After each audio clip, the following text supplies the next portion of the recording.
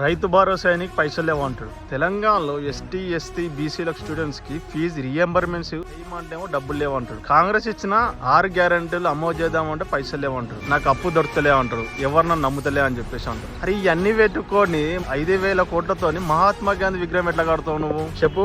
రేవంత్ ఉద్దీన్ నీకే క్వశ్చన్ వేస్తున్నావు. ఈ నీలో ఉన్న మూర్ఖ లక్షణమా లేకపోతే మీ కాంగ్రెస్ ఉన్న పార్టీ యొక్క మూర్ఖ లక్షణమా?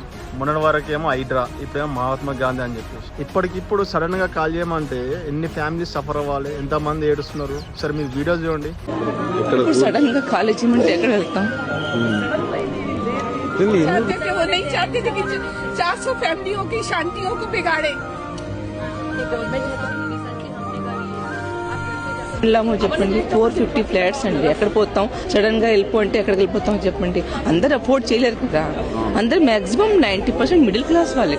ఇక్కడ కష్టపడి లోన్ తీసుకొని ఇక్కడ మేము వచ్చామండి. ఈ రోజు కూలగొడుతున్నారు. లోన్ సగం కూడా మాకు తీరలేదు. పిల్లల ఎడ్యుకేషన్ రన్ అవుతుంది. ఇటువంటి పరిస్థితులన్నీ ఉన్న పలంగా మీరు వచ్చి ఖాళీ చేసేసేయండి. ఎటు పోతామండి? గాంధీ గారు చెప్తారండి ప్రజల్ని రోడ్డుకి ఈడ్ చేసి నా విగ్రహం కట్టమని ఎక్కడైనా చెప్తారు. రేవంత్ ఉద్దీన్ యాక్చువల్ నువ్వు కేసీఆర్ లాగా వెళ్దామని చెప్పేసి తెలంగాణ అనుకుంటున్నావు, కానీ నాకు తెలిసి నీతో ఏం కాదు కాక. అన్ని మూసుకొని కాంగ్రెస్ చెప్పినట్టు ఇనుగు అంతే. ఇక అటు ఇటు చూస్తే 3 సంవత్సరాలు నీ ప్రభుత్వం పోతుంది, నువ్వు పోతావు. ఇక జిందగీలో నువ్వు రావు. ఇక నీకు నాకు రామ్ రామ్, బాయ్ బాయ్. జై హింద్, జై భారత్, జై శ్రీరామ్.